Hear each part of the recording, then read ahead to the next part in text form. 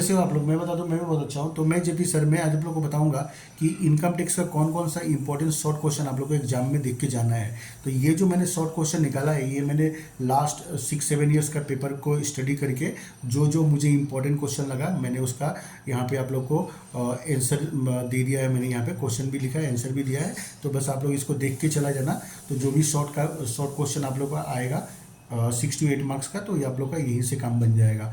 तो इसको आप लोग जरूर से देख के जाना आप लोग को, क्योंकि शॉर्ट क्वेश्चन का जो मार्क्स होता है वो एकदम मतलब पूरा फुल मार्क्स मिलता है, उसमें कोई मार्क्स कटने वाला भी नहीं होता है।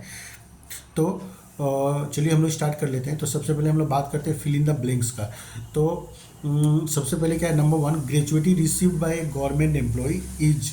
तो इसका आंसर होगा फुल्ली एग्जेम्प्टेड। अगर गवर्नमेंट एम्प्लॉय को ग्रेजुएटी मिलता है तो वो क्या होता है, फुल्ली एग्जेम्प्ट होता है। इसके बाद में नंबर 2 है, loss under the head house property can be carried forward for. तो हाउस प्रॉपर्टी के अंदर में अगर लॉस हुआ है तो उसको हम लोग कितने ईयर्स तक कैरी फॉरवर्ड कर सकता है, तो इसका आंसर है 8 ईयर्स। इसके बाद में नंबर 3 क्या है, exempted incomes are mention under. तो एग्जेम्प्टेड इनकम कौन सा सेक्शन में मेंशन किया हुआ है, तो उसका आंसर है सेक्शन 10। इसके बाद नेक्स्ट है क्वेश्चन नंबर 4। तो यहाँ पे बोला कि residential status is determined with reference to the individuals dash presence in India. तो बोला कि रेसिडेंशियल स्टेटस जो हम लोग डिटरमाइन करता है वो इंडिविजुअल का कौन सा ईयर का प्रेजेंस को देख के हम लोग निकालते हैं। तो हम लोग उसका प्रीवियस ईयर का प्रेजेंस को देख के हम लोग उसका रेसिडेंशियल स्टेटस हम लोग डिटरमाइन करते हैं कि वो रेसिडेंट है, कि नॉट ऑर्डिनरी रेसिडेंट है, कि नॉन रेसिडेंट है। इसके बाद में question number 5, all those assets to which one rate of depreciation is applicable are known as. तो बोला कि वो सब एसेट्स जिसमें सिर्फ एक ही रेट से डेप्रिसिएशन चार्ज होता है तो उसको हम लोग क्या बोलते हैं, तो इसका आंसर होगा ब्लॉक ऑफ एसेट्स। इसके बाद में नेक्स्ट है, a person who is liable to pay tax not only on his on income but on the income of another person is called. तो कोई आदमी उसका खुद का टैक्स पे करना है, साथ में किसी और का भी टैक्स पे करने के लिए अगर वो लायबल है तो उसको हम लोग क्या बोलेंगे, तो उसको हम लोग बोलते हैं एसएससी। इसके बाद में नेक्स्ट है, long term capital can be carried forward for dash succeeding previous year to be set up only from long term capital gain. तो बोला कि लॉन्ग टर्म कैपिटल लॉस, यहाँ पे मैंने लॉस रह गया लिखने के लिए, मैं लिख देता हूँ फटाफट। लॉन्ग टर्म लॉस, मैं वही सोचा था कुछ तो मिसिंग है यहाँ पे। तो लॉन्ग टर्म कैपिटल लॉस को हम लोग कितने ईयर तक कैरी फॉरवर्ड कर सकते हैं और उसको हम लोग सेटअप करने के लिए, तो इसका आंसर है 8 ईयर्स तक। ठीक है। तो लॉन्ग टर्म कैपिटल लॉस क्या होता है कि ये लॉन्ग टर्म कैपिटल गेन से ही इसका हम लोग सेटअप कर सकते हैं, किसी और हेड से हम लोग सेटअप नहीं कर सकते हैं। ठीक है।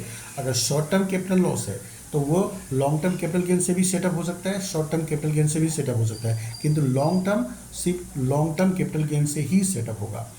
तो ये बात याद रखना है कि ये 8 ईयर्स तक कैरी फॉरवर्ड किया जा सकता है और 8 ईयर्स के अंदर कभी भी लॉन्ग टर्म कैपिटल गेन हुआ तो हम लोग उससे लॉन्ग टर्म कैपिटल लॉस को हम लोग सेटअप कर सकते हैं। इसके बाद में नेक्स्ट हम लोग बात करते हैं नंबर 8 का, income received as rent from subletting would be taxable under the head. तो बोला कि हम लोग, और सब लेटिंग क्या होता है कि हम लोग रेंट पे लेके और किसी और को रेंट पे दे दिया, कुछ पार्ट उसमें से हम लोग किसी और को रेंट पे दे दिया, तो उससे जो रेंट हम लोग को मिलेगा उसको हम लोग कौन सा हेड में दिखाएंगे, तो और मैंने कौन सा हेड में वो टैक्सेबल होगा, तो इसका आंसर होगा इनकम फ्रॉम अदर सोर्स। ऐसे तो अगर हम लोग का खुद का घर होगा और हम लोग ने उसको रेंट पे दे के रखा है तो वो तो income under the head house property में आ जाता है।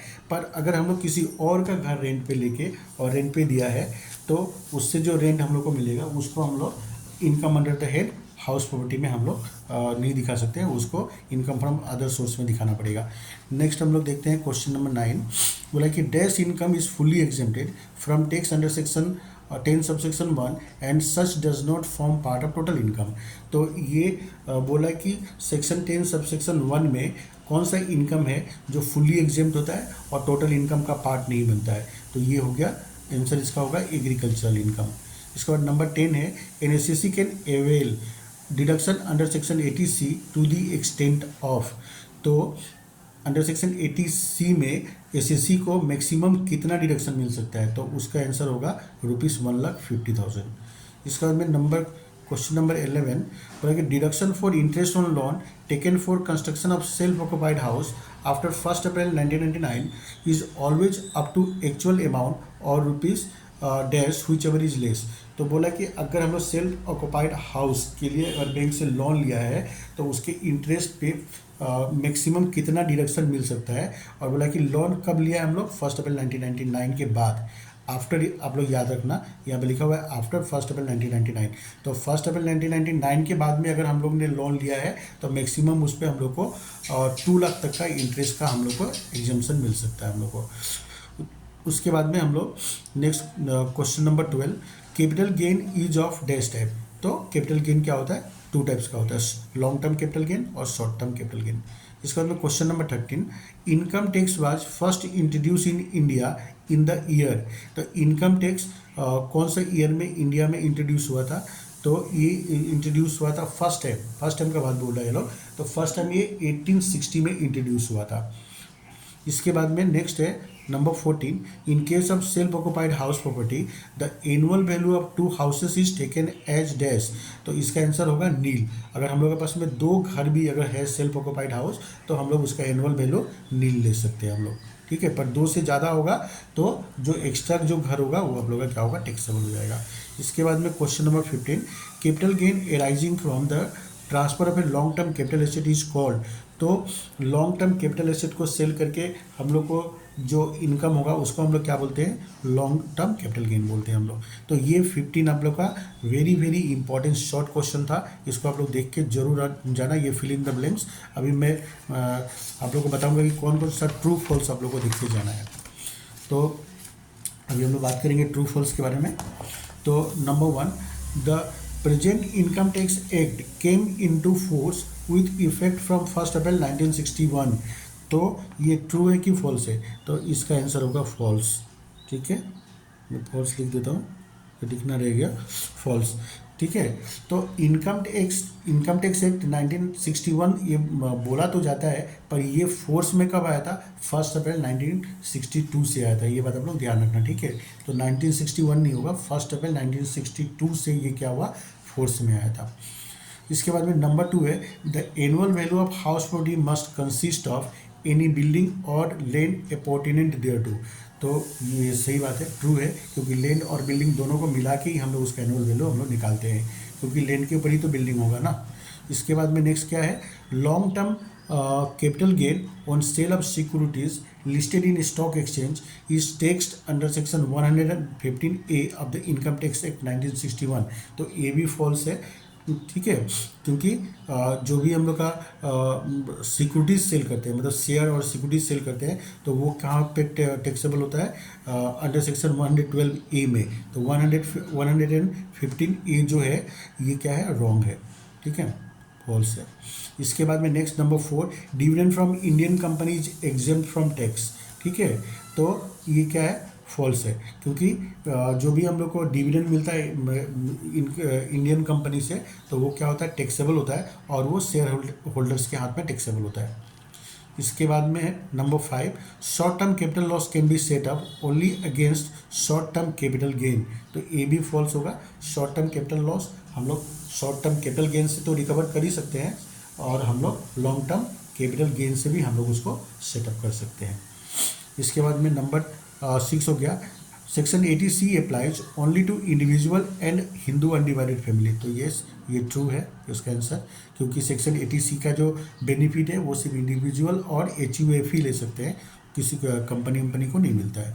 इसके बाद में नेक्स्ट है health and education cess is levied at 4% on tax on total income. तो ये ट्रू है, क्योंकि हेल्थ एंड एजुकेशन सेस क्या होता है, टैक्स के ऊपर में हम लोग 4% कैलकुलेट करते हैं हम लोग।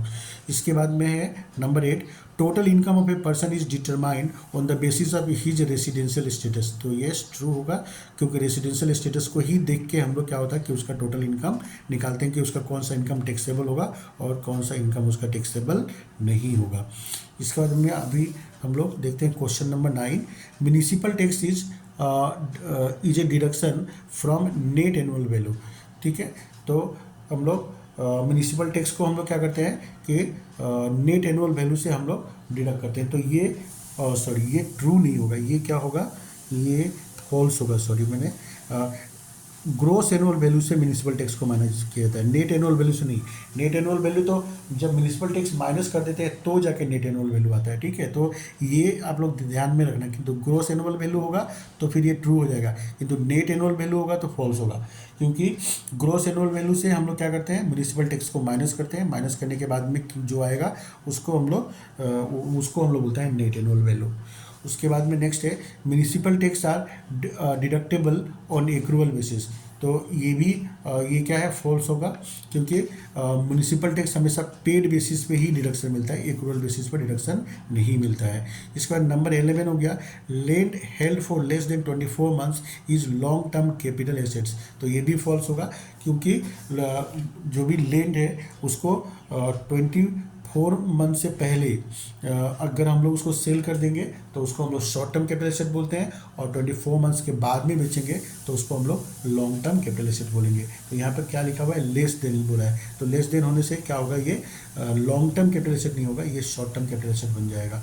इसके बाद नेक्स्ट है, expected rent can not exceed standard rental value. तो ये इसका कैंसर होगा ट्रू, ठीक है। उसके बाद में अभी 2-3 और मुझे important fill in the blanks लगा, मैंने बोला कि इसको भी मैं बता देता हूँ आप लोगों को। तो dash is the apex authority for overall administration of direct tax. तो कहने का मतलब कि बोला कि कौन सा ऐसा अथॉरिटी है जो इनकम टैक्स का एडमिनिस्ट्रेशन को रन करता है। तो इसका आंसर होगा central board of direct tax. इसको में number 14, the income tax act 1961 came into force with effect from 1 अप्रैल। तो इसका मैंने पहले भी बताया था कि इनकम टैक्स एक्ट 1961 कब से फोर्स में आया था, तो ये 1962 से फोर्स में आया था। इसके बाद में है number 15 last, the year in which tax on income is computed and determined is called. तो जिस ईयर में टैक्स हम लोग कैलकुलेट करते हैं, डिटरमाइन करके गवर्नमेंट को पे करते हैं, उस ईयर को हम लोग क्या बोलते हैं, असेसमेंट ईयर हम लोग बोलते हैं। जिस ईयर में हम लोग इनकम अर्न करते हैं उसको हम लोग बोलते हैं प्रीवियस ईयर, और जिस ईयर में हम लोग कैलकुलेशन करके टैक्स गवर्नमेंट को हम लोग पे करते हैं उसको हम लोग बोलते हैं असेसमेंट ईयर, ठीक है। तो ये 15 आपका क्या है, true false fill in the blanks, और उधर मैंने 15 फिल इन द ब्लैंक्स बताया। ये 30 क्वेश्चन आप लोग देख के जाएंगे तो आप लोग का शॉर्ट क्वेश्चन जो एग्जाम में आता है उसका प्रॉब्लम आप लोग का सॉल्व हो जाएगा, ठीक है। तो वीडियो अगर आप लोगों को हेल्पफुल लगे तो जरूर से लाइक करना, मेरे चैनल को सब्सक्राइब करना, ठीक है। मिलते हैं हम लोग नेक्स्ट वीडियो में, तब तक के लिए बाय बाय।